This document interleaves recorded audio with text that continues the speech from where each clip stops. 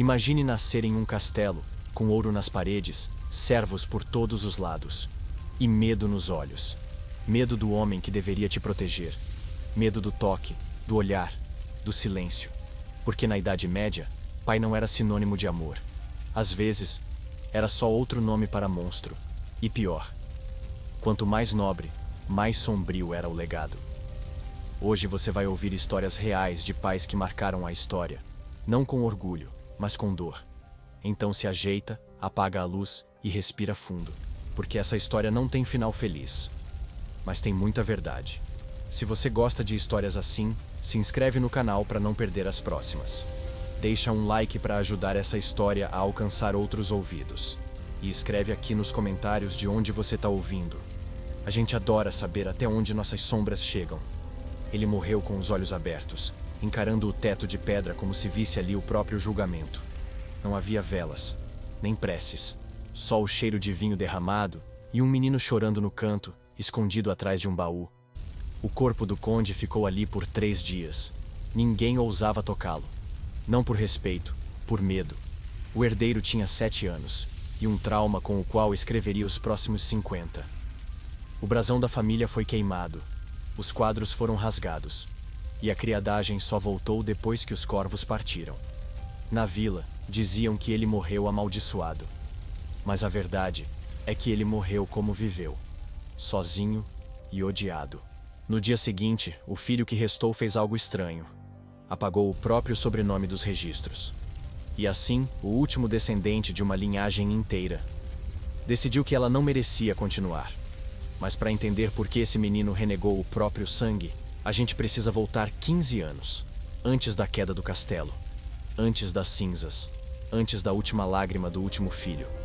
Era primavera quando Leonhardt nasceu, mas dentro da casa tudo era inverno. A mãe morreu no parto. E o pai morreu por dentro, mas seguiu respirando. Sir Aldrich era o tipo de homem que confundia rigidez com caráter. Achava que a autoridade vinha de gritar primeiro e ouvir nunca. Quando soube que era um menino, não sorriu. Só perguntou se tinha nascido forte o bastante para levantar espada antes dos 8. Porque naquela casa, choro era fraqueza. E fraqueza era punida. Leonhardt aprendeu a andar antes dos 2. E a apanhar antes dos 3. Os criados não o podiam tocar sem permissão. A ama foi demitida por lhe contar uma história antes de dormir. A primeira palavra que aprendeu foi sim, seguida de senhor. Brincar, só com armas. Sorrir, só se fosse depois de um treino bem-sucedido. E ainda assim, não havia recompensas. Só ausência de punição. Como um cão que aprende a não morder para não ser enforcado. A infância passou como uma doença crônica. Lenta, invisível e corrosiva. Até que aos 6 anos, ele começou a desejar que o pai morresse. Não era ódio, era instinto de sobrevivência. Naquelas paredes frias, amor era uma palavra que nunca se usava em voz alta.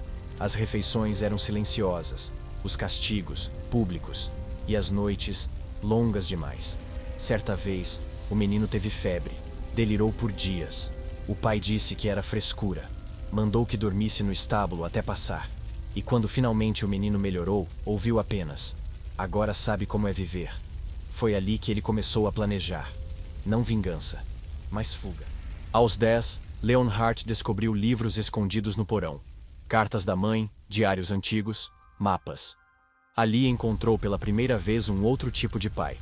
Os que escreviam poesia, os que ensinavam com paciência, os que protegiam com o olhar. Ficou obcecado. Lia escondido toda noite, como quem rouba fogo dos deuses. Cada página era um sussurro de um mundo possível. E cada manhã era uma pancada de realidade. Porque nenhum daqueles homens morava no seu castelo. E o único pai que ele conhecia era o errado, mas ele ainda não sabia o quanto. Na noite do aniversário de 11 anos, o pai chegou bêbado. Mandou o filho ajoelhar e repetir o juramento da linhagem. Leonhardt recusou. Pela primeira vez. O silêncio que seguiu foi mais barulhento que qualquer grito. O conde partiu o copo na parede. Avançou como fera. Mas tropeçou, caiu. E bateu a cabeça no mármore. O sangue escorreu devagar. E o menino não se moveu. Não chamou ninguém. Não correu. Só observou. Horas depois, empurrou o corpo para o lado, subiu na cama e dormiu. Não por frieza, mas por exaustão. Aos 11 anos, ele se sentiu em paz pela primeira vez. E quando acordou, decidiu que aquele nome, aquela linhagem, não merecia continuar. Nos registros da cidade, o sobrenome foi removido. No brasão da família, ele desenhou uma fênix. E quando perguntavam de onde vinha, ele respondia: de uma casa que não existe mais, e que assim deve permanecer. Essa é só a primeira história, mas ela acende a pergunta: quantos outros filhos cresceram achando que o erro era deles, quando o problema era o pai? Comenta aqui embaixo. Você já conheceu alguém que era o pai errado? O garoto foi encontrado de joelhos, com a mão esquerda amarrada às costas e a direita ensanguentada. Estava tentando escrever. Tremia. Chorava sem fazer som. O pergaminho à sua frente dizia apenas: obedeça. No andar de cima, o pai brindava a ordem e a tradição com outros nobres que riam alto demais. Naquela casa, ser canhoto era visto como maldição, desonra ou pior, heresia. E mesmo que o menino tivesse só 8 anos, já carregava o peso de um crime que nem sabia nomear. Ele havia nascido diferente, e isso, para o pai, era o mesmo que nascer errado. O nome dele era Edric, filho único de Lord Halfel, um homem que usava o próprio reflexo como espelho moral. Halfel dizia que tudo que fugia do padrão divino era pecado. Canhotos, albinos, gago, mulher que sabia ler, tudo entrava no mesmo saco. Ele não queria filhos, queria cópias. E quando viu que Edric pegava a colher com a mão esquerda, mandou queimar todos os talheres. Trocou os criados. Contratou monges para corrigir o espírito rebelde. Mas o menino só queria desenhar em paz. Edric amava formas. Fazia croquis com carvão escondido sob a cama. Sonhava em ser arquiteto, escultor, talvez mestre de obras de alguma catedral. Mas o pai dizia que arte era coisa de mulher e pecado de ocioso. A única construção permitida naquela casa era a do legado do sobrenome. E qualquer filho que ousasse construir outro caminho era traidor. Com 9 anos, Edric foi enviado a um mosteiro.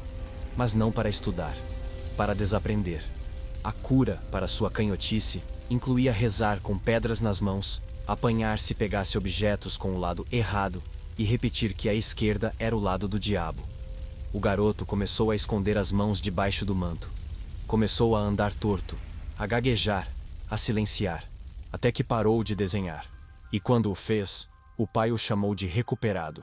Mas dentro dele, o traço já estava morto. E no lugar nasceu só medo e raiva. Aos 13, Edric voltou à mansão. Halfel o apresentou à corte como meu filho corrigido. Mas quando pediram que o menino assinasse um documento, ele hesitou. A pena estava do lado esquerdo, e ele tremeu. O pai percebeu, e o inferno voltou. No dia seguinte, Halfel anunciou que o deserdaria. Disse que Edric era indigno. Mandou queimar os livros do garoto e riscou seu nome do brasão da família. Na vila, espalhou que ele havia sido possuído. Edric foi expulso com uma túnica e um pão seco, e com uma mão esquerda que nunca mais conseguiu usar sem tremer. Anos depois, os camponeses começaram a falar sobre uma catedral no norte, erguida com colunas torcidas e vitrais em espiral. Diziam que era obra de um homem que não usava nome.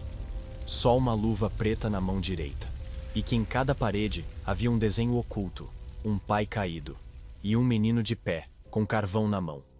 A história de Edric não termina com vingança, mas termina com arte. E às vezes, isso é mais revolucionário do que qualquer espada. Porque alguns filhos, mesmo feridos, escolhem não repetir os erros. Preferem criar, ao invés de destruir.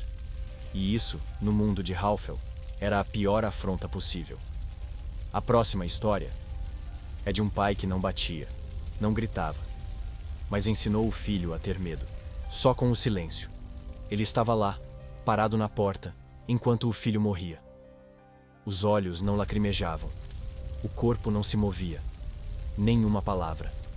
Só o som distante das badaladas e o cheiro de incenso tentando esconder a verdade. O garoto estava partindo. E o pai, em sua armadura impecável, parecia mais pedra que homem. Todos diziam que ele era firme, que seu silêncio era sinal de força. Mas o menino, deitado no leito, sussurrou uma última coisa. Eu só queria que ele dissesse que me ama. A frase sumiu no ar antes de chegar aos ouvidos do pai. Ou talvez tenha chegado, mas ali, naquela alma endurecida, palavras assim não sabiam pousar. Sir Caldus era o tipo de pai que não batia, não gritava, não humilhava, mas também não elogiava, não acolhia e nunca, em hipótese alguma, demonstrava afeto. Seu lema era: emoções enfraquecem o espírito. E ele o repetia como se fosse parte da missa. A esposa morreu quando o filho ainda era de colo. Desde então, Caldus criou o menino como se fosse um escudeiro. O chamava de pequeno soldado. Dizia que era melhor não criar apego, que o mundo era cruel demais para abraços. Então, o garoto cresceu forte, mas não inteiro. Sabia atirar flechas, mas não sabia sorrir. Sabia montar cavalos selvagens, mas não sabia pedir carinho. Porque em casa, amor era lenda, daquelas que se contam só para assustar. O garoto, chamado Elric, fazia de tudo para agradar o pai. Trazia os relatórios do feudo antes do horário. Limpava sua espada com perfeição. Decorava todas as regras do cerimonial. E mesmo assim, nunca ouviu um "estou orgulhoso". A cada tentativa de aproximação, recebia apenas um aceno frio ou um "faça melhor da próxima vez". Ele começou a acreditar que talvez o problema estivesse nele, que talvez amor fosse uma recompensa que se conquistava, e não algo que se dava. E foi com esse veneno que ele cresceu, acreditando que só mereceria afeto se tornasse impecável. Mas a perfeição, como sabemos, é um castelo que desaba ao primeiro vento. Aos 14 anos, Elric adoeceu. Não foi peste, nem ferida de batalha. Foi o tipo de doença que cresce quando o corpo aguenta mais que a alma. Febres noturnas, alucinações, silêncios que doíam mais que qualquer grito. E em meio aos delírios, chamava pela mãe que nunca conheceu, e pelo pai que nunca teve de verdade. O castelo inteiro ouviu seus sussurros, menos o próprio pai, que mandou fechar as portas do quarto para preservar a disciplina.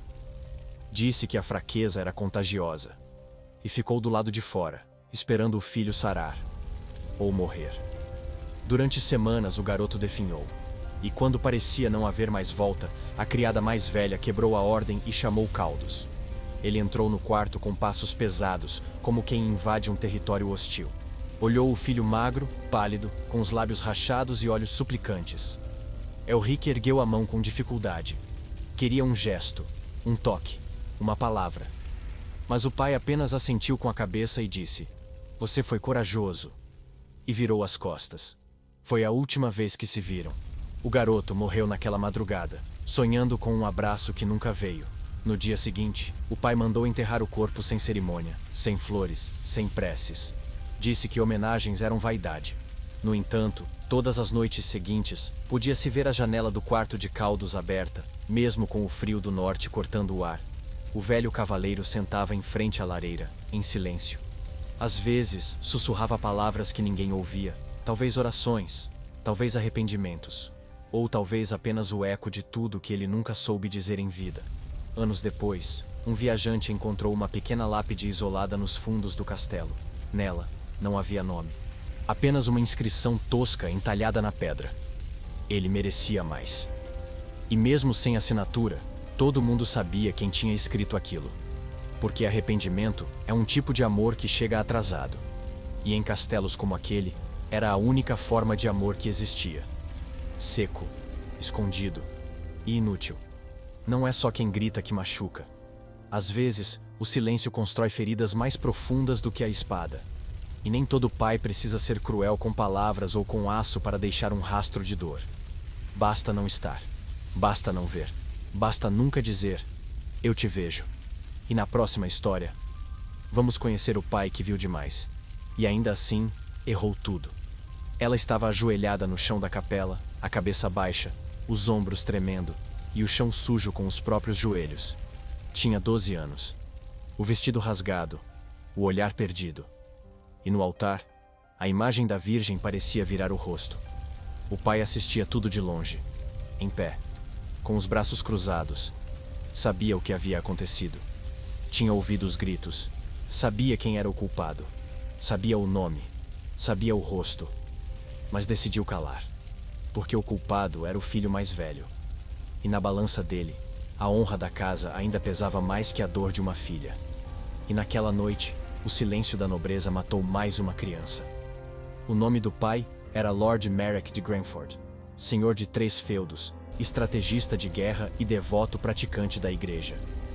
Era o tipo de homem que se sentava à mesa e rezava com fervor, mas tratava os criados como animais. Achava que família era uma pirâmide. Ele no topo, os filhos como soldados e as filhas como moedas de troca. Nunca viu mulher como herdeira, só como garantia de aliança. Quando Alice nasceu, disse em voz alta que a culpa era da esposa por não ter lhe dado outro homem. Durante anos, ignorou a menina como se ela fosse um móvel. Mas aos 12, ela começou a florescer. E naquela casa, flores não eram cultivadas, eram colhidas à força. O irmão, Gavin, já era conhecido pelos criados por ser impaciente e cruel. Batia em servos, cortava as asas de passarinhos e ria quando a cozinheira chorava. Mas era o primogênito. E aos olhos do pai, isso o tornava intocável. Certa noite, Gavin entrou no quarto de Alice. Ela tentou resistir. Gritou. Quebrou um espelho. Os criados ouviram. Um deles contou ao pai. Mas Merrick mandou o servo embora e disse que assuntos de família se resolvem entre paredes. E foi exatamente isso que ele fez. Construiu um muro entre a justiça e a própria filha. Nos dias seguintes, Alice deixou de cantar. Parou de comer. Evitava qualquer toque. Era como se tivesse morrido por dentro, mas o corpo ainda estivesse ali, existindo por inércia.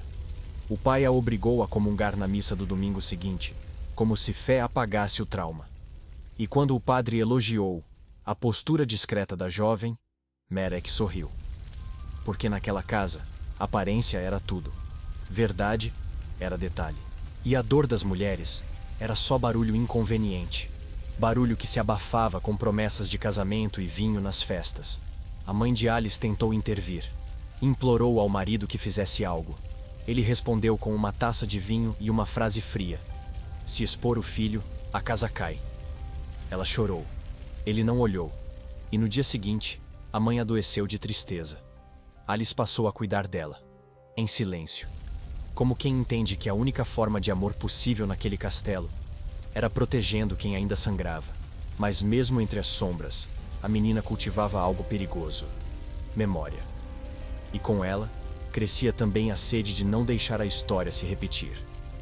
Porque um dia, aquela casa teria outra filha. E ela não permitiria que fosse assim de novo. Com 16 anos, Alice fugiu. Levou 2 livros, um punhal e o diário da mãe. Cortou o cabelo. Escondeu-se como escudeira. Trabalhou em tavernas, limpou estábulos, aprendeu a ler mapas e a escrever com nomes falsos. 2 anos depois, reencontrou um velho criado, que lhe contou. O pai havia morrido. Morreu sozinho, trancado no próprio escritório, durante uma tempestade. Diziam que o teto desabou com o peso da chuva. Mas na vila, murmurava-se que foi castigo. Ou talvez só coincidência. Mas o retrato de Gavin, que antes pendia no grande salão, fora queimado pela mãe no dia do enterro. Alice não voltou para o castelo. Preferiu manter-se como fantasma entre os vivos. Mas certa vez, no mercado, viu uma criança sendo puxada com brutalidade por um homem. Interveio. Encarou o sujeito. Disse: ela não vai crescer achando que isso é normal.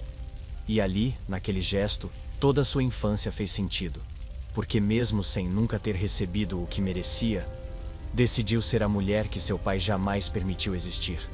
Uma que via, que protegia, que falava, mesmo quando o mundo preferia o silêncio. A história de Alice não está nos livros. Não há brasão, nem poesia, nem estátua em sua honra. Mas em cada mulher que hoje sabe seu próprio valor, talvez viva uma semente dela. E às vezes, o maior legado que alguém pode deixar é romper o ciclo. Porque pai que não protege, não é pai. É só mais um nome para o medo. E medo, a gente não herda. A gente vence. Na próxima história, vamos encontrar um pai que protegeu demais. Tanto que sufocou. Encontraram a moça desacordada no fundo da torre, cercada por livros e grades. Os pulsos estavam machucados. A respiração, fraca. Ela não havia sido sequestrada, nem atacada, nem punida por inimigos. Ela estava ali por ordem do próprio pai. Um castelo inteiro com portões abertos, menos para ela. E tudo isso em nome do amor. Porque Lord Edan dizia que proteger era trancar, e que pai de verdade era aquele que mantinha a filha longe de todos os perigos, inclusive dos outros seres humanos. Ela se chamava Isolde. Tinha cabelos de cobre e perguntas demais para uma jovem da nobreza. Desde pequena, queria saber o porquê das coisas. Por que mulheres não podiam estudar? Por que não podia sair sozinha? Por que o irmão treinava esgrima e ela costurava? O pai ria no começo. Achava graça, mas à medida que as perguntas cresciam, o sorriso sumia, até que decidiu que o mundo não era digno dela. E como não podia mudar o mundo, tentou moldar a filha. Primeiro com regras, depois com limites. Por fim, com muros. A torre foi construída especialmente para ela, com janelas altas demais para fugir e livros escolhidos a dedo, nada que falasse de amor, revolta ou liberdade. O pai mandava cartas em vez de visitas, chamava de educação à distância. Ela tinha criados, roupa, almoço, mas ninguém para conversar, ninguém que a olhasse nos olhos. E a cada mês, ele subia até o alto da torre para verificar se ela ainda estava pura. Não falava do corpo, mas da mente. Queria saber se ela ainda pensava como ele. Isolde começou a escrever. Pedaços de papel escondidos sob a cama. Versos gravados na madeira com a ponta da agulha de costura. Poemas sobre liberdade, sobre o som da chuva lá fora, sobre rostos que ela nunca viu. Ela imaginava o mundo com as cores que lia nos livros de botânica. Inventava histórias com base nos ecos que ouvia dos corredores distantes. E, em segredo, começou a desejar que o pai morresse. Não por crueldade, mas porque era o único jeito de ver o céu sem grades. Aos 17, um criado teve pena. Trouxe-lhe uma flor do lado de fora.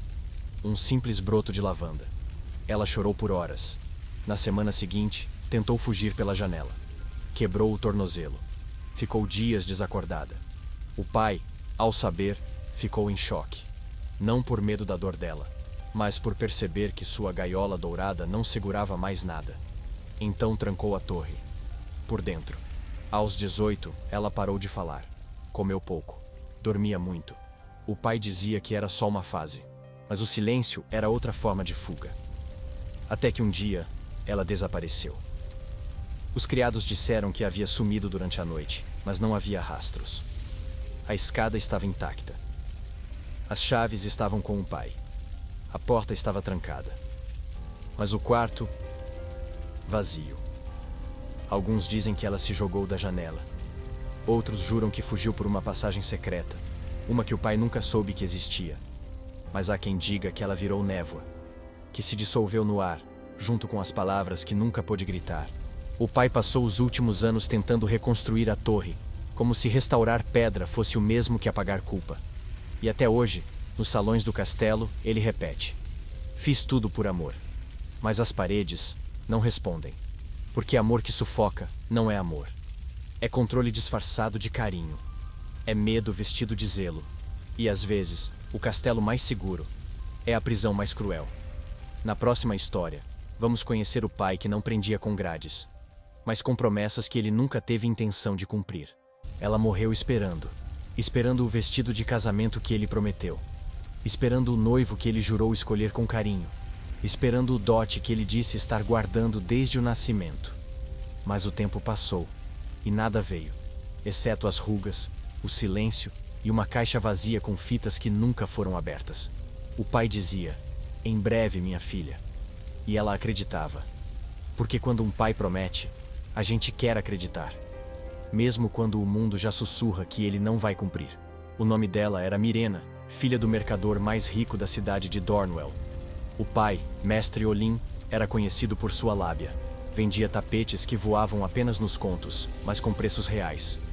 Para os vizinhos, ele era gentil, generoso, um homem de fé. Para a filha, era o mundo. Desde criança, ele dizia que ela era especial, que a vida dela seria diferente, que não pisaria em barro, que comeria em pratos de prata, que teria um marido escolhido pelas estrelas. Ela acreditava, porque ele dizia olhando nos olhos.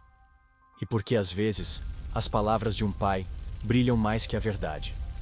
Aos 10 anos, ele prometeu uma festa. Aos 12, prometeu um cavalo branco.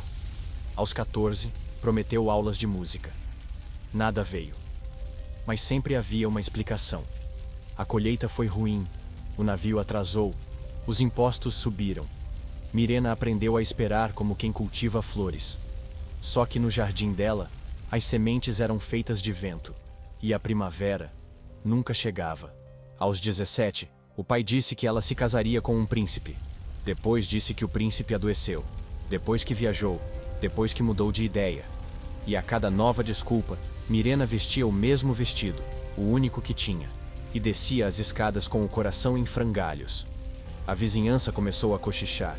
Diziam que ela era difícil, que escolhia demais.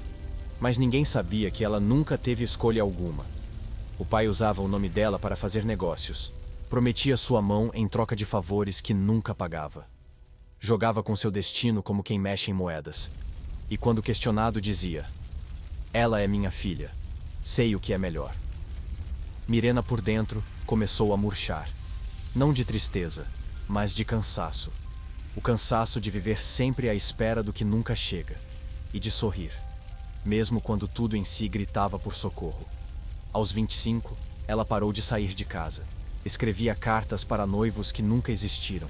Criava diálogos consigo mesma. Respondia a convites que nunca chegaram. O pai dizia a todos que ela havia se tornado devota, que escolhera a solitude, mas na verdade, ela havia sido esquecida, como um quadro bonito em uma parede rachada, como uma promessa velha, embalada com mentiras novas. Anos depois, quando o pai morreu, encontraram no escritório dele uma caixa com todos os presentes que ela esperava. Cartas nunca enviadas, convites destruídos. O dote estava intacto, mas gasto em papéis. A verdade é que ele nunca teve intenção de dar a filha ao mundo. Queria guardá-la como uma joia que só ele podia ver. E no fim, morreu sozinho, cercado de papéis e fantasmas. O dela, principalmente. Mirena foi enterrada com um vestido novo, comprado por um estranho que leu sua história em um diário encontrado entre as ruínas. Na lápide, alguém escreveu: "Aqui jaz quem esperou demais." E toda vez que você escutar alguém dizendo "pai é aquele que promete o mundo", lembre-se, o mundo é grande demais para caber em palavras vazias. Na próxima história, vamos conhecer o pai que deu tudo. Tudo mesmo. Menos aquilo que realmente importava. O menino tinha tudo. Tudo que o dinheiro podia comprar. Sapatos de couro importado, cavalos adestrados, livros raros, brinquedos artesanais, pratos servidos em bandejas de prata. Mas não tinha o que mais queria: o pai. E um dia, aos 8 anos, no meio de uma festa de aniversário suntuosa, ele parou no meio do salão, derrubou o bolo e gritou: "Alguém pode me dar ele de presente?" O salão silenciou. O pai não estava lá. E mesmo que estivesse, provavelmente diria: "Estou fazendo isso por você." Como se afeto pudesse ser terceirizado por mordomos. O nome do garoto era Thorn, filho de um banqueiro conhecido como o Midas de Seldmer.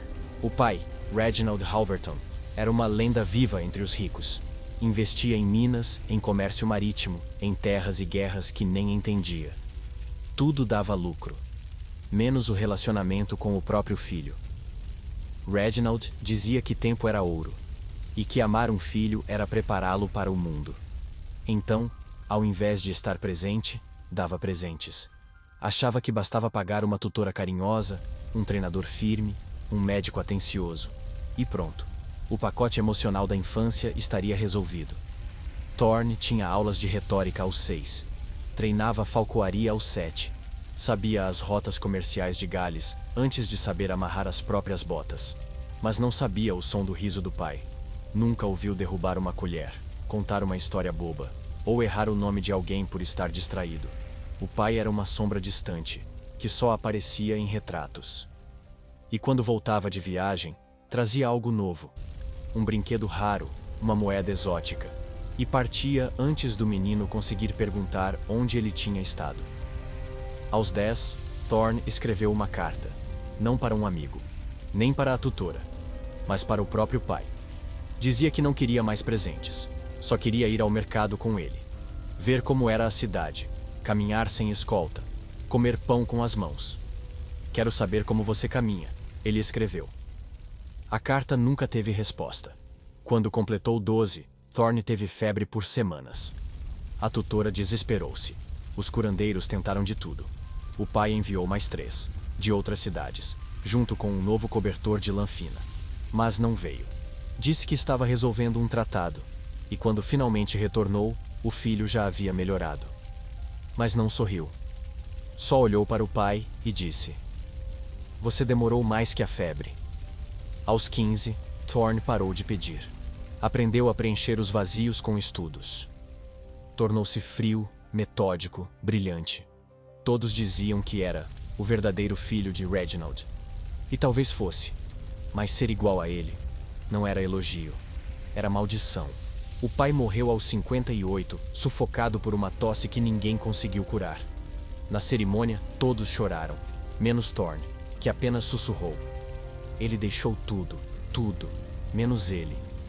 E naquele instante, percebeu que herdara não só o dinheiro, mas também a ausência. Anos depois, Thorne teve filhos. Mas ao contrário do pai, ele os carregava no colo. Fazia questão de perder tempo com eles. Contava histórias que nem sempre faziam sentido, mas arrancavam risos. E toda vez que um deles perguntava: "Papai, você vai sair?", ele dizia: "Só se vocês forem junto, porque descobriu tarde demais que tempo é o único presente que não se compra. E enquanto alguns pais erram por crueldade, outros erram por ausência. E no fim, o vazio que deixam pesa mais que qualquer castigo." Na próxima história, vamos conhecer um pai que ficou até demais e se fez impossível de esquecer. Ela tinha 34 anos, 2 filhos, um casamento afundando e uma certeza sufocante. O pai ainda estava ali. Não no quarto, nem na sala, nem nas cartas, mas na voz dela. No jeito que punia os filhos, no olhar que lançava para o marido, nas palavras que dizia sem pensar. Ele estava impregnado como cheiro de mofo em madeira antiga. E mesmo tendo morrido há mais de uma década, o velho ainda ditava regras pela memória. Porque tem pais que somem, e tem os que ficam, mesmo quando a gente implora para esquecer. O nome dela era Eileen, filha de um professor de latim com fama de justo. Na escola, o pai era adorado. Dava doces aos alunos, contava histórias sobre César e Horácio, mas em casa era outro. Ali, a gramática era feita de medo. A menor vírgula fora do lugar era punida com gritos. Os erros viravam pecados, os acertos, obrigações e elogios. Só quando alguém de fora estava por perto. Dentro de casa, amor era um teatro com cortinas fechadas. A infância de Eileen foi vivida em silêncio. Os livros eram refúgio, mas também prisão, porque ela só podia ler o que ele aprovava. Bonecas, fúteis, música, barulho, sonhos, distrações perigosas. A menina aprendeu a andar leve, falar baixo, respirar sem incomodar. A cada nova conquista, o pai perguntava: "E por que não fez melhor?" Até que ela parou de tentar. Não por preguiça, mas porque era mais seguro não chamar atenção. E assim, virou uma sombra educada. Quando saiu de casa aos 20, jurou nunca repetir aquele modelo. Mas os traumas da infância são como tinta invisível. Só aparecem sob certas luzes. E quando se viu mãe, as frases do pai voltaram inteiras, com a mesma entonação. "Você vai sair com essa roupa? Quem mandou chorar? Enquanto estiver debaixo do meu teto." Ela se ouvia falando, e se odiava por isso. Mas era como se ele tivesse escrito o script da vida dela, com tinta permanente. Tentou terapia, orações, caminhadas ao pôr do sol. Mas o pai voltava nos pequenos detalhes, no modo como arrumava a mesa, na culpa que sentia por descansar. Era como carregar um fantasma nos ombros, um que a sociedade aplaudia enquanto ela sangrava por dentro. Porque ele nunca bateu, nunca gritou em público, nunca deixou marcas visíveis, mas apagou tudo que ela era. E depois, escreveu quem ela deveria ser, com letra bonita, e veneno escondido entre as linhas. Aos poucos, Eileen começou a escrever cartas, mas não para enviar. Escrevia para o pai morto, contava coisas que nunca disse, explicava o que doeu, o que ficou, o que não queria passar adiante. e uma a uma queimava as cartas em silêncio, como se aos poucos estivesse exorcizando o pai que ainda morava dentro dela, e dando espaço para uma mãe que pudesse existir sem medo. O filho mais novo, um dia, caiu no chão e chorou. E ao invés de mandar que parasse, ela sentou ao lado e perguntou: "Quer me contar o que doeu?" Foi nesse instante que percebeu. Tinha quebrado o ciclo. O pai ainda estava ali, sim, em algum canto da mente. Mas agora ela sabia que podia escolher não escutá-lo. E escolher isso também era ser filha. Mas finalmente uma filha livre. Nem todo pai vai embora no enterro. Alguns continuam ditando o tempo mesmo depois da ampulheta virar pó. Mas a boa notícia é que a gente pode reaprender a viver, mesmo depois de ter sido moldado com medo. Na próxima história, vamos conhecer um pai que não moldava. Ele esculpia, com facas, literalmente.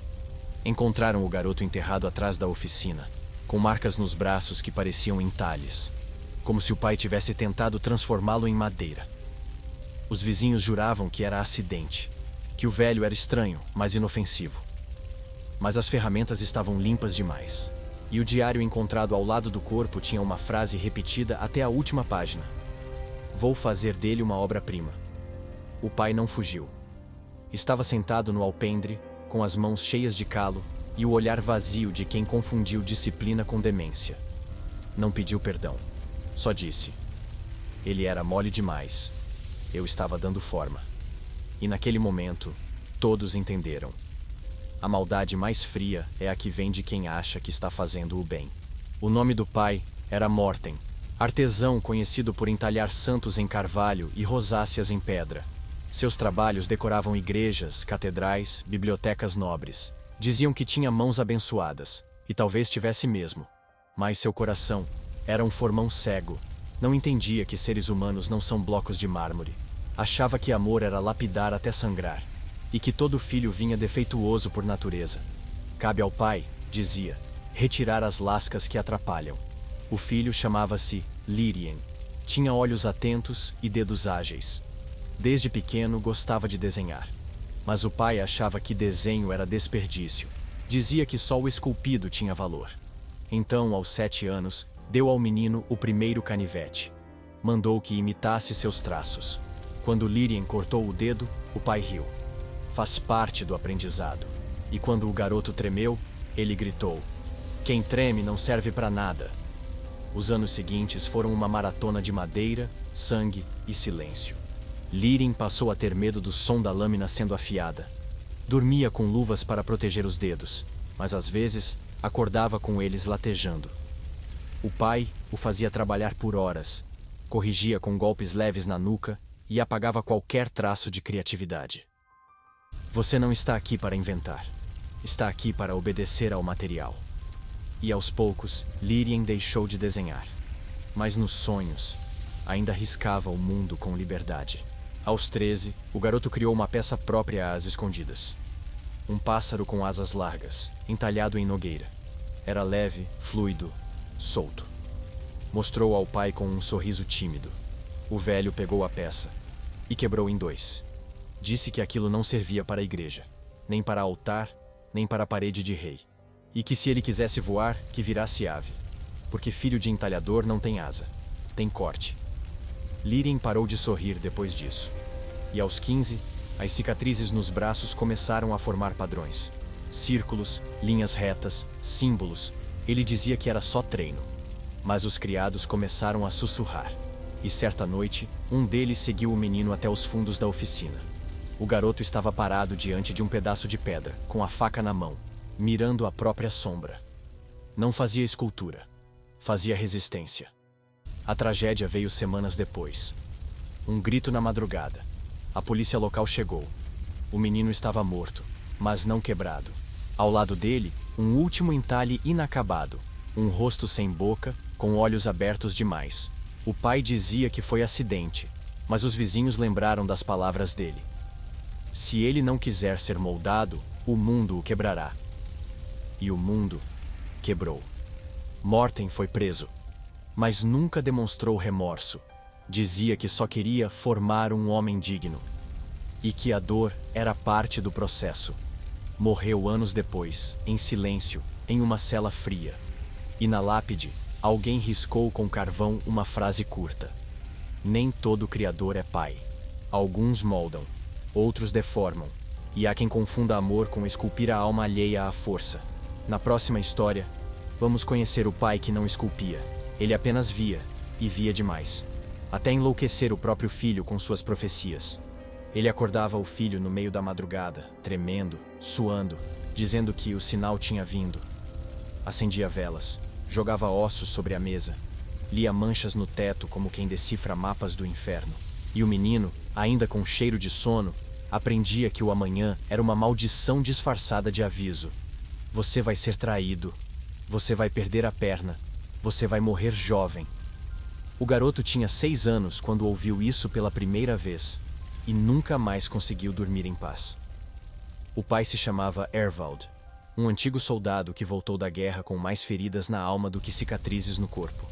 Dizia que tinha visões, que o destino o visitava, que os deuses falavam através de pesadelos. Talvez falassem mesmo, mas o que eles diziam não era coisa que se diga a uma criança. Transformou a casa num templo, pintou símbolos nas paredes, jogou fora os espelhos, e ao invés de ensinar o filho a viver, ensinou a temer. Porque para Ervald, o futuro era uma prisão, e o presente, um ensaio para a dor. O menino, chamado Ren, cresceu cercado de avisos. Não podia brincar perto da lareira porque as chamas falavam em língua antiga. Não podia andar com certos vizinhos porque um deles carregava trevas na voz. Não podia comer maçãs vermelhas, nem usar botas pretas, nem tocar na cruz da mãe morta. Cada gesto era um risco. Cada passo, uma escolha errada. E cada erro era seguido por uma pregação de horas. Com velas acesas, com olhos em transe. Com a culpa como companheira de quarto. Aos 8, Ren teve o primeiro pesadelo com a própria morte. Acordou gritando. O pai, ao invés de consolar, sorriu. Agora você está pronto. Os sinais chegaram até você. Na escola, o garoto evitava amizades. Achava que todos iriam traí-lo, ou que morreriam em breve. Não decorava poemas, nem lia histórias. Estudava símbolos, datas, presságios. Enquanto as outras crianças colecionavam pedras, ele colecionava presságios. Aos 11, Ren começou a se mutilar. Cortava o braço com agulhas, dizendo que isso afastava o destino. Quando o padre local soube e tentou intervir, Ervald o proibiu de entrar. Disse que homens de batina não entendem os de visão. A mãe de Ren já havia morrido anos antes. E a única figura feminina que o amava, uma criada chamada Mira, foi demitida por dar um beijo na testa dele. Segundo o pai, a afeição interrompe o fluxo dos sinais. E a única coisa que não podia ser interrompida era o fluxo da dor. Ren se fechou de vez. Passou a viver em silêncio, a evitar luz, a escrever em cadernos com códigos próprios. E quanto mais crescia, menos acreditava no mundo. Dizia que o futuro estava selado, que nada importava, que amar era perder tempo. Aos 16, tentou fugir, mas o pai o encontrou. E numa madrugada de relâmpagos, trancou-o no porão. Durante 3 dias, com as velas acesas e os ossos espalhados pelo chão. No 4º dia, Ren saiu em silêncio. Olhou o pai nos olhos e disse: "Você me ensinou a ver o futuro. Agora, vê o seu." Saiu sem bagagem, sem mapa, mas com uma certeza: qualquer lugar era melhor que ali. Ervald morreu 3 anos depois, cercado de sinais. Mas nenhum deles avisou que morreria sozinho. Ou talvez tenha avisado. E ele só não quis ouvir. Ren, por outro lado, virou andarilho. Falava pouco. Dormia mal.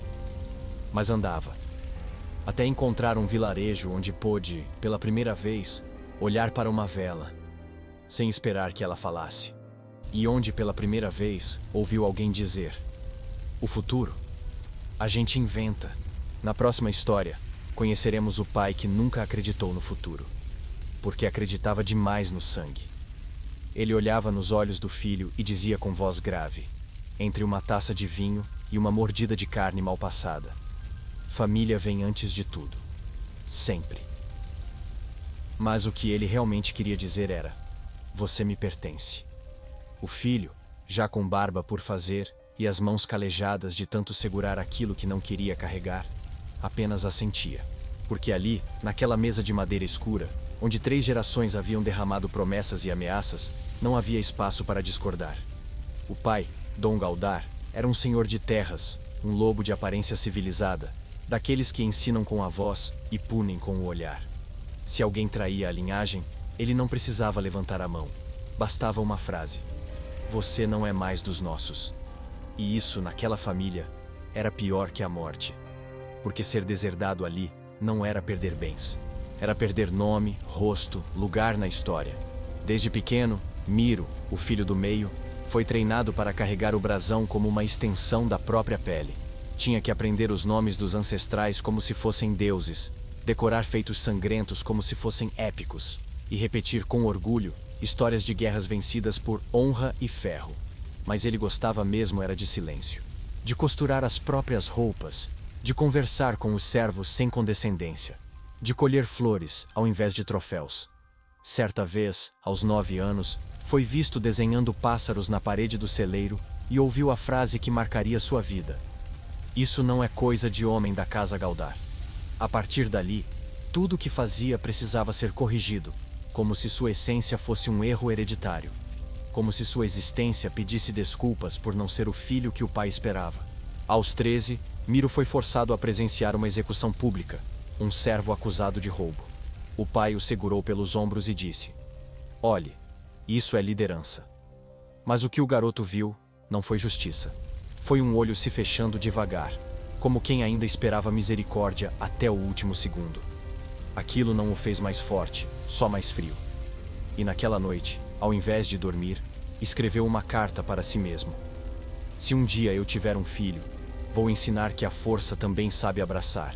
Escondeu a carta sob uma tábua solta do chão, como quem esconde um segredo sagrado, e nunca mais desenhou em público. Mas os pássaros continuavam voando por dentro. Aos 17, o pai anunciou que Miro se casaria com a filha de um barão aliado. Nem perguntou se ele queria. "É o que um Galdar faz", disse como se isso encerrasse o assunto. Miro tentou resistir. Tentou explicar que não amava aquela moça, que seus desejos caminhavam por outras estradas, mas tudo que recebeu em troca foi um tapa. Não na face, mas na dignidade. "Você vai fazer o que for preciso para manter nosso sangue forte." E com isso, o pai selou o destino de um casamento sem alma, e de um filho que morreria aos poucos dentro de si. O dia do casamento foi uma ópera de hipocrisias, sorrisos falsos, alianças frias, votos murmurados como maldições disfarçadas. Na primeira noite, Miro dormiu vestido. A noiva chorou em silêncio, e Dom Galdar brindou com os amigos como se tivesse vencido mais uma batalha. Mas o que ele não sabia é que, ao vencer, havia enterrado algo que nunca mais floresceria. Porque um filho que é obrigado a matar quem é por dentro não se torna leal, torna-se ausente, e o ausente mais cedo ou mais tarde desaparece. 5 anos depois, Miro partiu. Não fugiu, apenas não voltou. Deixou uma carta sobre a mesa do pai, sem insultos, sem confissões, sem acusações. Apenas uma frase: "Sou mais do que teu sangue." E saiu, levando apenas o diário de infância, uma muda de roupa e a estranha sensação de que estava, finalmente, respirando ar próprio. Não levou ouro, nem armas, nem herança. Só levou a si mesmo. O que, naquela casa, já era demais. Dom Galdar o amaldiçoou em público. Mandou queimar os retratos do filho, que rissem seu nome dos registros e que sua existência fosse esquecida nas canções da família. Mas o retrato mais antigo resistiu. Um pequeno desenho que Miro fizera ainda menino, colado por dentro de um baú que ninguém mais abria. Ali estava ele, ao lado do pai, segurando um pássaro com as 2 mãos. E de alguma forma, aquilo doía mais do que o abandono. Porque lembrava ao velho que, em algum momento, ele teve uma chance de ser diferente. E não foi. Miro nunca voltou. Mas dizem que, em uma vila distante, ele virou contador de histórias. Ensinava crianças a desenhar com carvão e a nomear sentimentos como se fossem estrelas. E quando perguntavam seu sobrenome, ele sorria e respondia: "Meu nome é Miro, e isso basta." Na próxima história, conheceremos o pai que não dizia nada, porque a culpa que ele carregava já falava por ele. A filha apareceu enforcada no galpão atrás da casa, com a corda do próprio avental e uma flor presa no cabelo. Tinha apenas 15 anos. O pai foi o primeiro a encontrá-la, mas não gritou. Não caiu de joelhos, não correu para chamar ajuda. Apenas ficou ali parado, com os olhos arregalados e os lábios cerrados como um túmulo. Quando os vizinhos chegaram, viram um homem de pedra, o mesmo que por anos foi conhecido por sua calma. Mas naquela vila, calma era só outro nome para ausência. E todo mundo sabia que aquele silêncio não era novidade. Era o mesmo silêncio que matou a menina bem antes da corda. O nome dela era Elwen. Vivia em uma casa sem gritos, sem risos, sem cor. A mãe morrera jovem, e o pai, Garrett, simplesmente continuou vivendo, como quem cumpre pena. Nunca bateu, nunca ofendeu, mas também nunca disse "estou aqui". Nunca perguntou como ela estava. A menina cresceu entre tarefas e olhares vazios, aprendendo desde cedo que se algo doía, era melhor guardar, que sentir era fraqueza, que pedir era incômodo, e que amor era uma coisa que só existia nas histórias lidas escondidas sob a cama, com vela e medo. Aos 12, Elwen começou a escrever cartas para ninguém. Falava dos dias, dos sonhos, das dores. Guardava tudo num baú velho de madeira, o mesmo que usava para guardar as roupas da mãe. Às vezes, deixava as cartas visíveis, como quem espera ser descoberta, mas o pai nunca viu, ou fingiu não ver. Preferia olhar para a parede, para os potes, para o chão. Qualquer coisa, menos para a filha. Como se o afeto fosse um bicho selvagem que ele não soubesse domar. A menina apaixonou-se por um rapaz da vila, um lavrador de mãos ásperas e sorriso fácil. Começaram a trocar bilhetes, encontros rápidos sob a sombra das macieiras. Ela, pela primeira vez, se sentiu vista. E quis contar ao pai. Quis ouvir um conselho. Quis ver um gesto de proteção. Mas quando revelou a história, o velho apenas assentiu. Disse: "Faça o que quiser. Nada mais." E aquilo doeu mais do que qualquer proibição. Pouco tempo depois, o rapaz desapareceu. Diziam que fora para outra cidade, mas Elwen sabia que havia algo errado. As cartas que deixava no ponto de encontro nunca eram recolhidas. Um dia, viu o pai queimar algo atrás do galpão. Tentou perguntar. Ele desviou o olhar. E ela entendeu tudo. O silêncio, de novo, matando o que ela mais amava. A partir dali, ela se apagou. Andava com os pés arrastando, os olhos opacos, as mãos inquietas. Começou a rasgar os próprios vestidos, a sussurrar para o espelho. Escreveu 37 cartas nos 3 últimos dias. A última dizia: "Não vou mais gritar para quem não quer ouvir." E naquela noite, usou a corda que prendia os fardos de palha. Deixou a porta entreaberta como se ainda esperasse que o pai dissesse: "Fica." No enterro, Garrett permaneceu mudo. Não recebeu ninguém. Não chorou. Voltou para casa, sentou no mesmo banco, encarou a lareira apagada. E ficou ali, por dias. Até que os vizinhos começaram a chamá-lo de louco. Mas ele não era louco. Era só um homem que só descobriu o peso do amor, quando já era tarde demais para usá-lo. Um pai que não sabia falar. E agora, ninguém mais queria ouvir. Dizem que anos depois, ele foi encontrado morto na mesma cadeira, com uma carta nas mãos, uma da filha, guardada em silêncio. Estava gasta, ilegível, mas ali dentro ainda morava um pedido de ajuda. E um pai que, mesmo morto, ainda não sabia o que responder. Na próxima história, vamos conhecer o pai que respondeu tudo, mas todas as respostas estavam erradas. Quando o filho desapareceu, deixou para trás apenas um bilhete de 7 palavras. "Cansei de viver dentro da tua cabeça."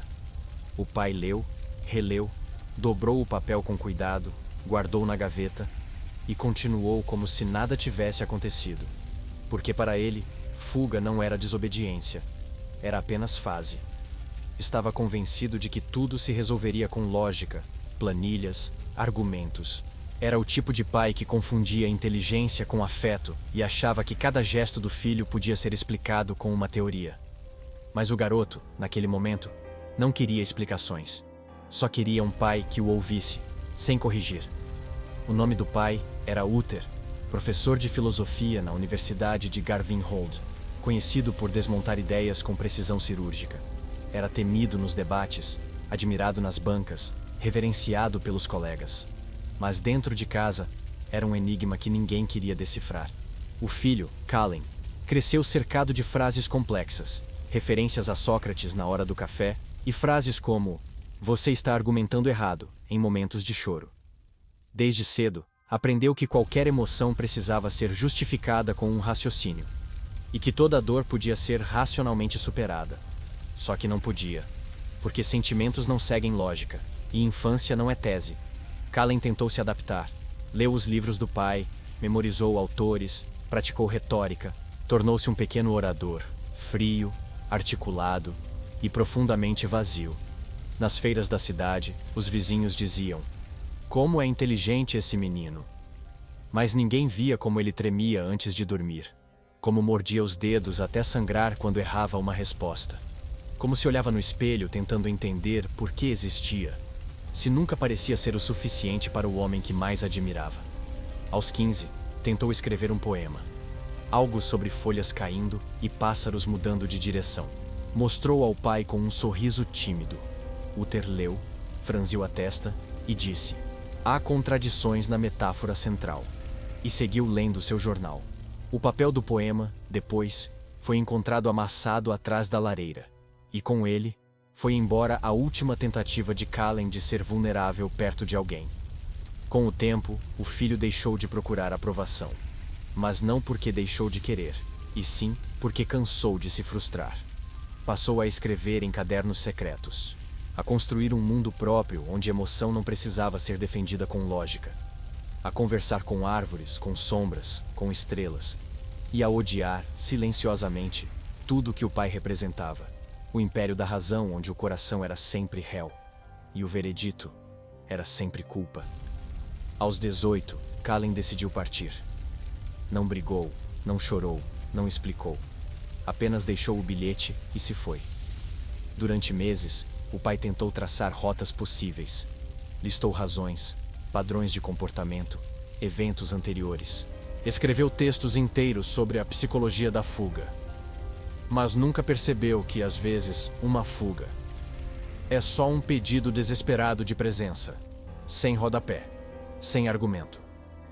Anos depois, Uther começou a dar palestras sobre perda e reconciliação. Virou especialista em ausência, mesmo sem saber lidar com a sua. Publicou livros, ganhou prêmios, mas guardava o bilhete do filho como quem esconde um fantasma. Nunca leu em voz alta, nunca respondeu. E, ironicamente, nunca entendeu. Porque entender era exatamente o que o filho não queria. O pai, que sempre teve respostas, ficou sem nenhuma quando mais importava. E às vezes, é esse o castigo mais cruel. Ser brilhante demais para amar direito. Na próxima história, vamos conhecer o pai que amava certo, mas no tempo errado. E perdeu tudo, por chegar tarde demais. O corpo da filha já estava frio quando ele chegou ao convento. Os sinos ainda tocavam, mas agora pareciam zombar. Ela o esperou por anos. Primeiro com cartas, depois com orações. Por fim, com silêncio. E quando ele finalmente resolveu procurá-la, não encontrou a menina. Só a lápide. A Madre Superiora o recebeu com um olhar cortante, como quem segura a raiva em nome de Deus. Ela rezava todas as noites por você, disse. E nos últimos dias parou. Foi quando soubemos que ela estava morrendo. Ele abaixou os olhos e, pela primeira vez, entendeu o som do arrependimento. O nome dele era Halrik, um viajante de profissão e ausência por vocação. Passou 20 anos cruzando reinos, vendendo especiarias, mapas, segredos. Tinha 1000 histórias nos bolsos e nenhum lar onde contar. Teve uma filha numa noite de primavera com uma mulher que morreu no parto. Prometeu cuidar da menina. Prometeu voltar. Mas o mundo sempre parecia mais urgente que os olhos dela. E assim foi adiando, até que não havia mais tempo. A menina, chamada Liane, cresceu no convento como uma flor entre pedras. Educada, devota, doce, mas sempre com um vazio atrás do olhar. Ouvia as histórias das outras meninas sobre pais presentes, cartas com flores secas, abraços no Natal. E tudo que tinha eram promessas feitas por terceiros. Seu pai mandou isso. Seu pai escreveu aquilo. Mas o cheiro do pergaminho não substitui o toque. E o som da leitura não substitui o som de uma risada compartilhada. Aos 16, Liane parou de perguntar. Aos 17, parou de escrever. E aos 18, adoeceu. O médico dizia que era do pulmão, mas as freiras sabiam. Era do coração. Havia um tipo de tristeza que secava os ossos por dentro. E Liane já não via mais graça na missa, nem cor no jardim. Só esperava que, antes do fim, ele viesse. Nem que fosse só para segurar sua mão. Mas Ulrich estava ocupado vendendo tecidos em uma feira do sul. Rindo com estrangeiros, bebendo vinho, contando causos para gente que não sabia seu nome. Foi só ao voltar para o norte que ouviu a notícia. Tomou o primeiro cavalo. Cavalgou por 2 dias, sem parar. Chegou empoeirado, com as roupas em frangalhos e os olhos vermelhos. Mas chegou. Tarde. Na lápide, não havia sobrenome. Apenas o nome, Liane, e a frase. Ela esperou com fé. Mas ele não veio. Ulrich caiu de joelhos. Tentou rezar. Mas nenhuma oração saía. Porque o que ele carregava não era fé, era dívida. E dívidas emocionais. Não tem perdão automático. Nos anos seguintes, ele nunca mais viajou. Comprou uma casinha simples, passou a cuidar do jardim do convento. Todos os dias deixava flores frescas no túmulo. E às vezes, conversava com ela em voz alta. Contava sobre o clima, os livros que lia, o pão que havia feito. Como se o tempo pudesse ser remendado com palavras. Mas o tempo é tecido que não costura 2 vezes. Ulrich morreu com uma carta no bolso, escrita para a filha, mas nunca enviada. Nela, uma frase se repetia como o refrão de quem entende tarde demais. Me perdoa por ter achado que tinha mais tempo. Na próxima história, conheceremos o pai que teve todo o tempo do mundo, mas usou cada segundo para construir a ruína do próprio sangue. O trono estava vazio, não porque faltasse herdeiro, mas porque nenhum quis sentar. O castelo, antes repleto de festas e alianças, agora ecoava um silêncio doentio, como se as pedras lembrassem dos gritos. O rei estava morto.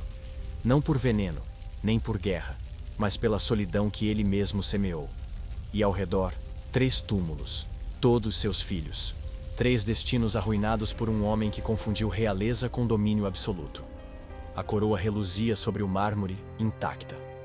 Mas o nome dele já era uma mancha na história. E naquele reino, todos sabiam. Mais perigoso que um tirano. É um pai com coroa e medo de ser desobedecido. O nome dele era Ulrich, o rei de Ivanhoe. Temido por uns, adorado por outros, amado por quase ninguém. Construiu o reino com ferro, astúcia e uma visão implacável de futuro. Mas dentro dos salões dourados, cultivava uma política doméstica de terror velado. Seus filhos eram tratados como generais em treinamento. Aos 5, já sabiam ler mapas de invasão. Aos 7, eram punidos por erros diplomáticos em jogos fictícios. Não havia colo, nem risos, nem histórias de ninar. Só hierarquia, só cobrança, só frieza. O mais velho, Kael, era o mais promissor. Obediente, disciplinado, estrategista nato, mas também o mais vazio. Nunca soube o que era sonhar por conta própria. Aos 15, liderou um exército. Aos 17, matou pela primeira vez. Aos 20, morreu em batalha. Sorrindo. Disseram que foi honra. Mas a irmã, escondida atrás do véu, sussurrou. Ele só queria descansar. E pela primeira vez, o rei chorou. Não pelo filho, mas pelo trono que perdera. A filha do meio, Sera, herdou a inteligência do pai, mas não a rigidez. Tinha ideias próprias, vontade de estudar outras culturas, vontade de amar sem pedir permissão. Mas isso era crime de estado na casa de Ulrich. Foi prometida a um duque cruel. Tentou fugir. Foi trancada. Quando finalmente aceitaram o casamento, ela estava muda. Durante a cerimônia, desmaiou. 2 meses depois, foi encontrada morta no rio. A carta deixada não acusava ninguém, mas o silêncio dizia tudo. O caçula, Ardan, era a esperança final. Mais sensível, mais calado, mais observador. O pai tentou moldá-lo, mas falhou. Ardin escrevia peças teatrais escondido, encenava para criados nas noites frias. Quando descoberto, foi açoitado publicamente para que aprenda seu papel. Aos 18, envenenou-se durante um banquete. A última frase que escreveu, com tinta e sangue, foi: "O palco que herdei é uma cela." O rei sobreviveu aos 3, mas não por muito tempo. Isolado, ignorado, abandonado pelos aliados, passou os últimos anos andando pelos corredores vazios, conversando com os retratos dos filhos. Mandou apagar os escudos, mandou queimar os diários, mas as paredes lembravam, e sussurravam à noite os nomes que ele não queria ouvir. No fim, ninguém quis sucedê-lo. O trono permaneceu vazio por gerações. A linhagem terminou não por falta de sangue, mas por excesso de dor. E quando o povo reconta a história daquele rei, não falam de suas conquistas. Falam do castelo que virou túmulo, e dos filhos que jamais foram herdeiros. Na próxima história, vamos conhecer o pai que não construiu impérios, mas destruiu uma alma, com um único gesto.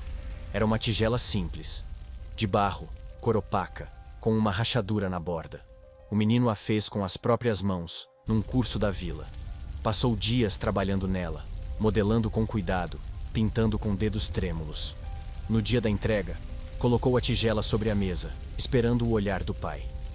Mas o pai não olhou. Só ergueu, virou de um lado, do outro, e deixou cair no chão. Fez-se um silêncio como o de uma catedral em luto. A tigela quebrou, e junto com ela, quebrou algo que ninguém viu, mas que nunca mais se colou. O nome do pai era Yarn. Ferreiro respeitado, homem de poucas palavras, viúvo desde cedo. Criava o filho, Eren, com a mesma disciplina com que moldava ferro. Fogo, batida, esfriamento. Achava que amor se provava nas condições, não nos gestos. Que criar era endurecer. Nunca elogiou. Nunca tocou com leveza. Mas também nunca faltou com comida, abrigo, proteção. Era o típico pai que se achava suficiente só por estar. Mas presença física não preenche a ausência emocional.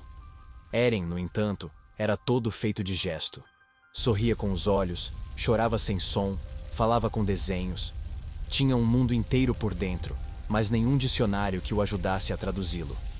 Cada criação sua, um boneco, uma escultura, um rabisco, era um pedido de amor com forma. E a tigela era isso, um grito silencioso de "olha pra mim". Mas Yarn, preso à lógica da utilidade, só via objetos, e não entendia que um filho é feito de tudo que não se vê. De nuance, de espera, de coisa quebrável. Depois da tigela, Eren parou de criar. Jogou fora os pincéis, enterrou os rabiscos, passou a andar calado, com os olhos baixos, com a coluna curvada como quem pede desculpas por existir. O pai achou que era adolescência, mas era luto. Luto por algo que o garoto nem sabia nomear. Porque como se enterra um afeto que nunca nasceu? Como se chora a falta de algo que ninguém viu sendo arrancado? Com o tempo, Eren tentou se adequar. Ajudava na forja. Obedecia. Mas a cada martelada no ferro, sentia-se mais distante de si. Não havia raiva, havia resignação. A pior das formas de morrer, viver em piloto automático. O pai, sem notar, batia no ferro e dizia: "Assim que se faz um homem." Mas Eren não queria ser feito, queria ser visto. Aos 19, o garoto partiu. Não deixou bilhete.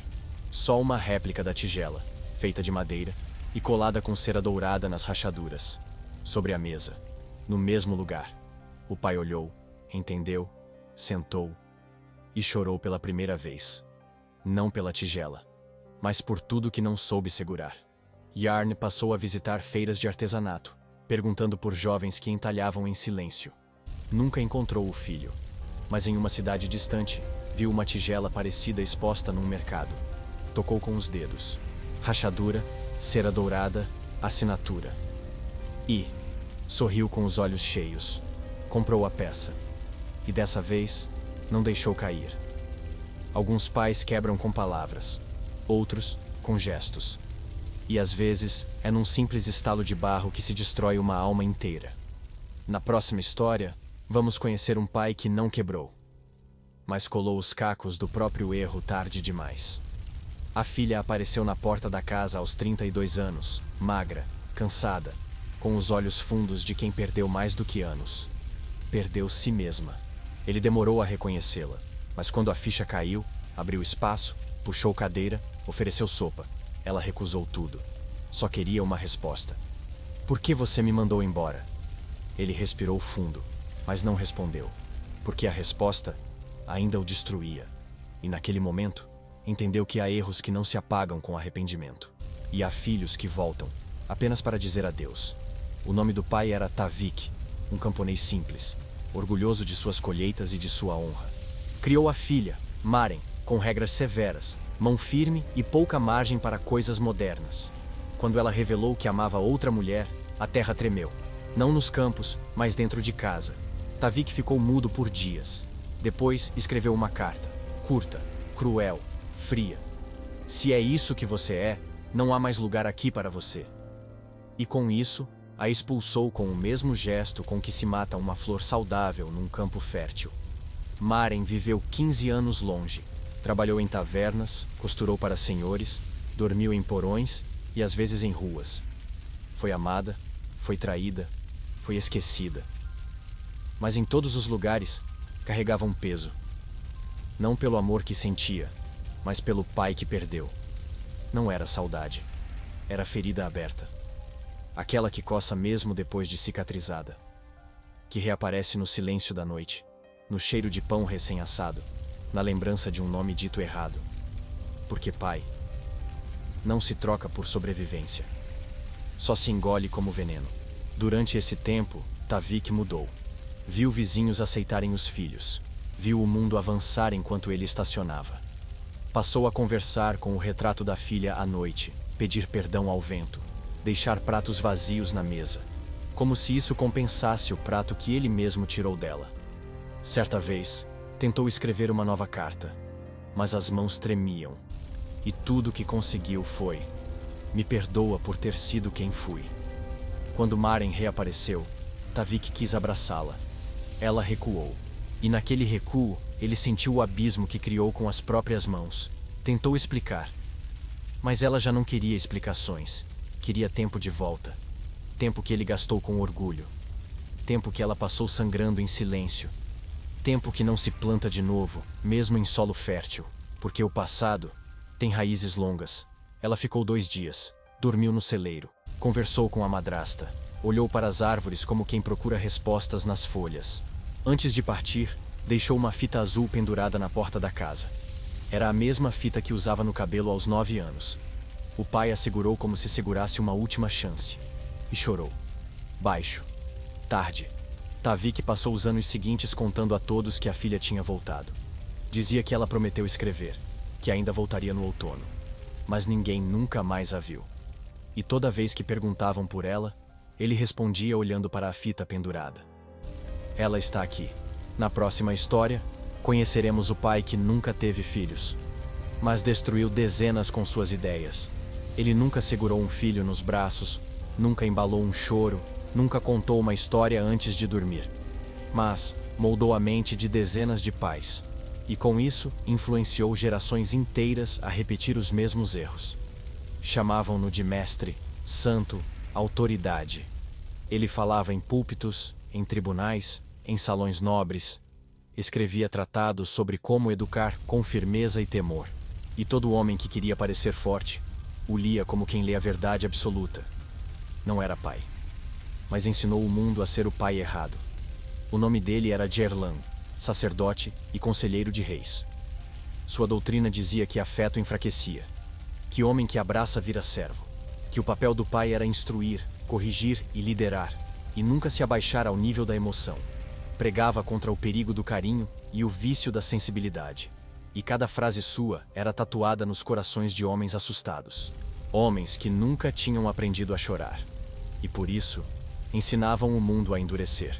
Jerlan não batia, mas dizia que quem ama, fere para salvar. Não humilhava, mas dizia que filho obediente é filho que teme. E por trás do tom calmo e da túnica impecável, havia uma máquina de moer ternura. Um engenheiro de vazios emocionais. Alguém que nunca gerou uma criança, mas ensinou milhares a repetir o ciclo de frieza. Nas aldeias, homens liam seus textos como se fossem evangelho. Queimavam brinquedos, rasgavam diários, trancavam sentimentos, mulheres choravam escondidas, tentando compensar o que faltava nos maridos. E crianças cresciam com medo do próprio pai. Não medo de apanhar, medo de nunca ser vistas, porque Gerlan não dizia para odiar. Ele dizia: ensine o certo e ignore o resto. E o resto era a alma da criança. Com o tempo, Gerlan foi canonizado. Ergueram estátuas, nomearam ruas, criaram escolas com seus princípios. E quanto mais o mundo evoluía, mais seu nome aparecia como fundador de valores. Mas dentro das casas, as rachaduras cresciam. Gerações de filhos que nunca aprenderam a se abraçar. Homens que só sabiam falar com raiva. Mulheres que adoeciam tentando consertar afetos mutilados. E avós que morriam sem ter dito: me perdoa. Décadas depois, um neto seu escreveu um livro. Chamava-se O Evangelho do Silêncio. Era um ataque direto ao legado do avô. Uma desconstrução linha por linha. Ele ensinou a ser forte, e eu herdei o medo.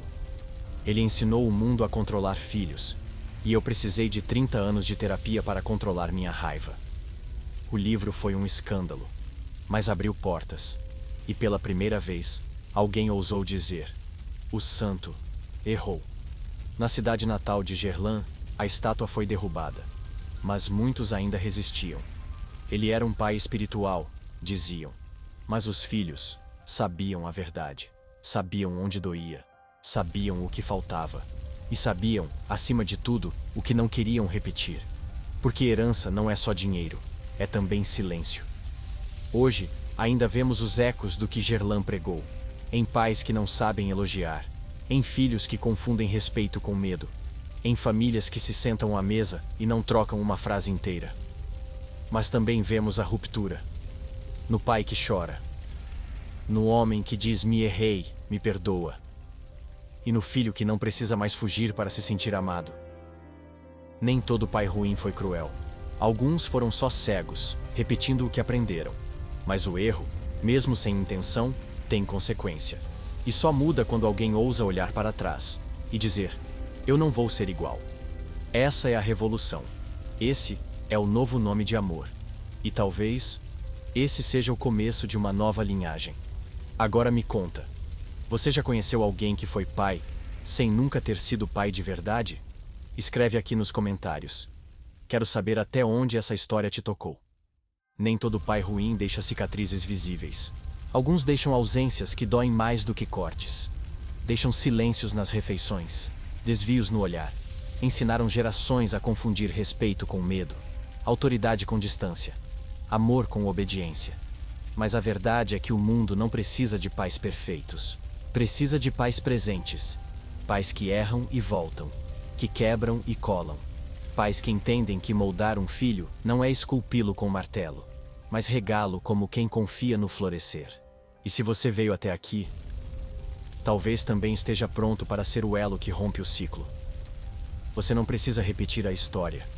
Você pode ser o pai que não teve, ou o filho que se cura, mesmo que o pai nunca peça desculpas. Porque no fim, todo homem carrega duas heranças, a que recebeu e a que escolhe deixar. E agora que você sabe disso, a pergunta não é mais sobre o pai que te formou, mas sobre o homem que você está formando agora, com suas palavras, ou com seus silêncios. Se essa história te fez lembrar de alguém, do passado, do presente, ou até de si mesmo, deixa um comentário contando qual parte mais te tocou. Queremos ouvir o que ninguém mais escutou. E se puder, curta o vídeo e se inscreva no canal. É o seu apoio que mantém essas histórias vivas, mesmo nas sombras.